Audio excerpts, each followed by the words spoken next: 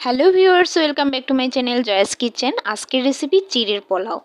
চিড়ের পোলাও তৈরি করার সময় একটার গায়ে আরেকটা যাতে লেগে না যায় সেরকমই আজকে ঝরঝরে চিড়ের পোলাও তৈরি করে দেখাবো। এরকম আরও ইউনিক রেসিপি দেখতে অবশ্যই চ্যানেলে নতুন হয়ে থাকলে চ্যানেলটি সাবস্ক্রাইব করে পাশে থাকবেন। তো চলুন দেখে নেওয়া যাক রেসিপিটি। তো চিড়ের পোলাও তৈরির জন্য আমি এখানে পরিমাণ মতো চিড়ে নিয়েছি। আপনারা যে পরিমাণ অনুযায়ী চিড়েটা তৈরি করবেন ওই পরিমাণ মতো নিয়ে নেবেন। এখানে আমি একটু মোটা ধরনের চিড়েটা নিয়েছি। পাতলা চিড়ে দিয়ে কিন্তু রেসিপিটা করা ভালো হবে না, আর ঝরঝরে চিড়ের পোলাও তৈরি হবে না। তো এরকম আমি জল দিয়ে 2 থেকে 3 বারের মতো ভালো করে চিড়েটাকে ধুয়ে জলটা এখন ঝরিয়ে নেব। তো এইভাবে আমি জলটা ঝরানোর জন্য একটা স্ট্রেনার ছাঁকনিতে নিয়ে নিয়েছি। জলটা ঝরা পর্যন্ত আমি এইদিকে চুলায় প্যান বসিয়ে দিয়েছি, আর এতে ভালো করে গরম করে তারপর সামান্য একটু তেল দিয়ে দিয়েছি, আর এখানে হাফ কাপের মতো বাদাম দিয়েছি। এবার এই বাদামটাকে আমি হালকা বাদামি কালার করে ভেজে নেব। বেশি কিন্তু কালো করা যাবে না, না হলে কিন্তু তিতে লাগবে খেতে। তো একটু হালকা কালার চলে আসলে আমি বাদামটা ভেজে তারপর নামিয়ে নিচ্ছি, আর তেলটা ভালো করে ঝরিয়ে নামিয়ে নিচ্ছি। এবার আমি সেই একই তেলে সামান্য পরিমাণে ঘি দিয়ে দিচ্ছি। তো এই ঘিটা সামান্য পরিমাণে দেওয়ার কারণে একটু ভালো ফ্লেভার আসবে। আর দিয়ে দিচ্ছি 1 চামচ জিরে, আর দিয়ে দিচ্ছি মিষ্টি জিরে, আর এখানে দিয়ে দিচ্ছি কালো জিরে সামান্য পরিমাণে। এবার দিয়ে দিচ্ছি তেজপাতা, দিয়ে এবার একটু সামান্য নিয়ে নিচ্ছি। এভাবে একটু নিয়ে নেওয়ার পর একটু ভালো যখন ফ্লেভার চলে আসবে তখন আমি এর মধ্যে পেঁয়াজ কুচি দিয়ে দিব। এখানে আমি 4টার মতো পেঁয়াজ কুচি করে নিয়েছি। একটু মোটা করে পেঁয়াজটাকে কুচি করেছি যাতে ভাজার সময় পুড়ে না যায়। তো এখন আমি এই পেঁয়াজের সাথেই কিন্তু বাকি উপকরণগুলো দিয়ে দেব, বাকি সবজিগুলো অ্যাড করে দিচ্ছি। এখানে আমি গাজর কুচি করেছি, গোল গোল করে কেটে নিয়েছি ছোট ছোট করে, আর এখানে আলু ঠিক একইভাবে কেটে নিয়েছি।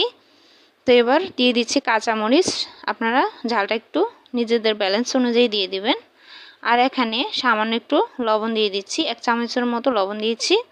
এবার সবগুলো আমি ভালো করে নেড়ে কিছুক্ষণ ভেজে নিব। তো পেঁয়াজটা একটু মোটা করে কাটার কারণে কিন্তু সবজিটার সাথেই কিন্তু ভাজা হয়ে যাবে।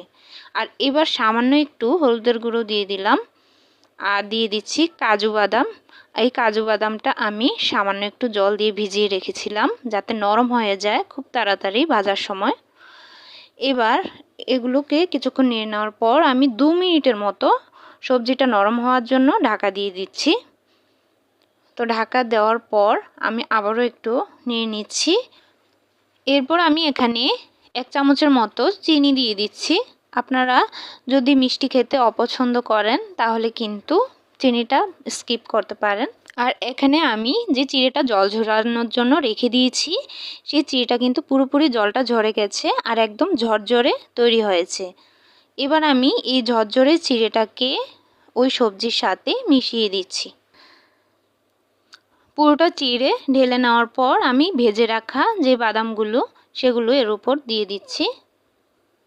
এবার ভালো করে একবার মিশিয়ে নিচ্ছি সবগুলো।